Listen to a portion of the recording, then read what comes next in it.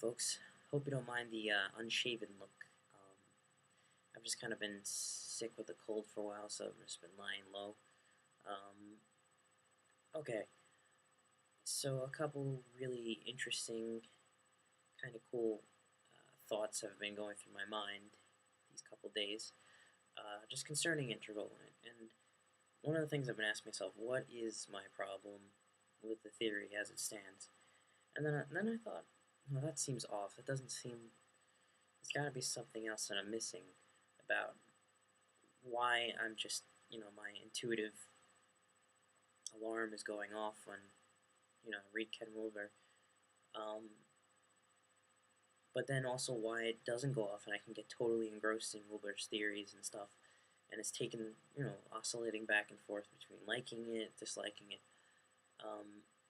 One of the interesting things that just came to mind was something I found myself saying today that I originally um, was listening to from someone else, from many of the teachers that I guess I've had in my life so far, and that is the whole idea of the knower and the known, and it was all. I was reading a clip from the mother today. The mother is a nickname. I don't know her real name, but she was a spiritual teacher along with Aurobindo. And what she said was there's a danger in studying spiritual practice entirely theoretically. And there's a danger in not even theoretically, but just knowing the path through and through, knowing each little step of the way.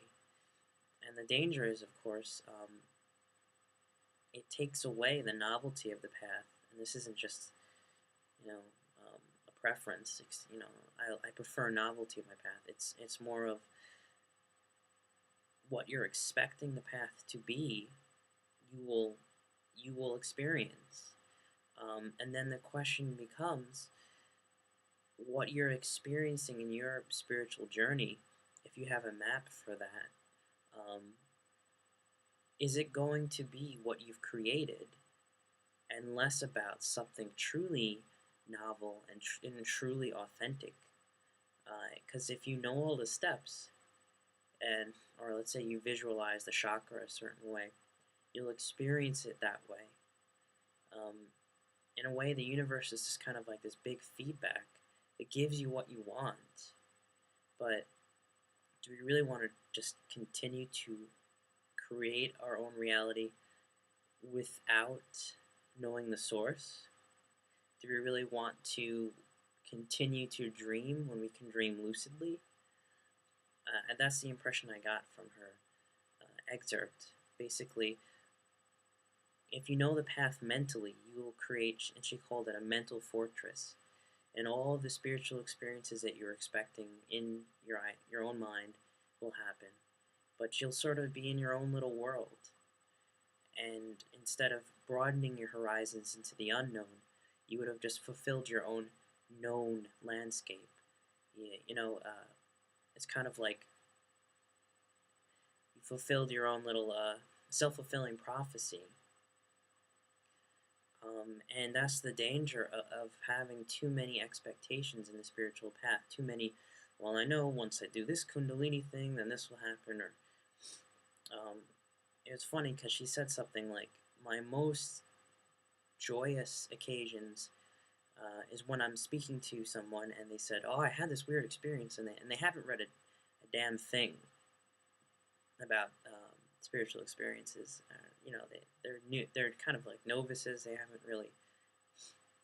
haven't learned the path as far as mental knowledge goes. They're kind of new to it all. They don't have a vocabulary for it.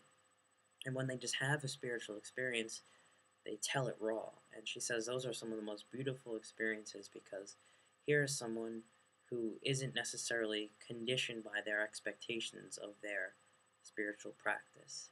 And she said that the one way you can sort of authenticate whether or not you're living in your own mental fabrication is if it's something that you weren't expecting.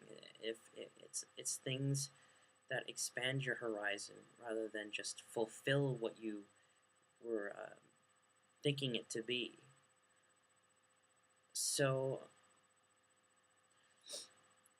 I thought it was kind of interesting because this kind of reminded me of what Wilbur even said about how you'll translate this ultimate spiritual reality according to where you are.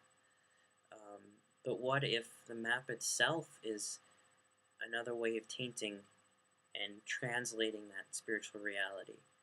Where's the balance between uh, the known and the unknown in spiritual practice? When is knowing too much and having a map that's very conceptual um, too overarching and giving us more of the same? We have all of these known paths. We have all of these described things. We're living in the known. We've never really ventured into the unknown, but at least in my experience, if we're going to evolve, if there is some kind of evolution going on, we're going to have to step into the unknown, and we're going to have to be comfortable that um, a map isn't always going to do that for us. It won't be able to carry us there. It won't even be, um, and when it does, we will limit ourselves to our conception of this reality instead of testing our own limitations and jumping into the unknown. So it's not that there isn't a spiritual experience; it's that you sort of condense it. It works with you wherever you are. And if you have all of these expectations, sure, sometimes the spiritual experience will shatter them, and other times it will just give you what you're looking for. And is that what we really want? Is that it? Don't we want to grow? Isn't that the point? Or do we just want this comfortable reality that we just know? Um, so, I mean, these are very important questions to me. I would hope they're important to other practitioners, especially integral practitioners, who are walking into a path that is mapped out for them. So my question is, where's the balance between the known and the unknown? And how can we, on our spiritual path, no matter if you call it integral or not, how can you balance out what you're expecting to happen to what really may happen, and you won't know that? How can you balance the known and the unknown? Your expectations, which will condition that experience, and the novelty of the experience itself is something new, as something that you didn't expect, something that pulls you out of your conditioning. I think that's what it's all about. So, contextually speaking, do we really want spiritual practices that give us more of the same? That build our own mental fortresses. Um, in postmodernism, they say that's the same thing. Everything's relative. We kind of just create our own reality.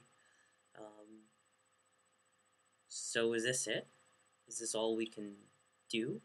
Are we just trapped in our own conditioning? I don't think so. I mean, that's the postmodern crisis, but it's also a spiritual and existential crisis, and something to think about. Anyway, thanks for listening.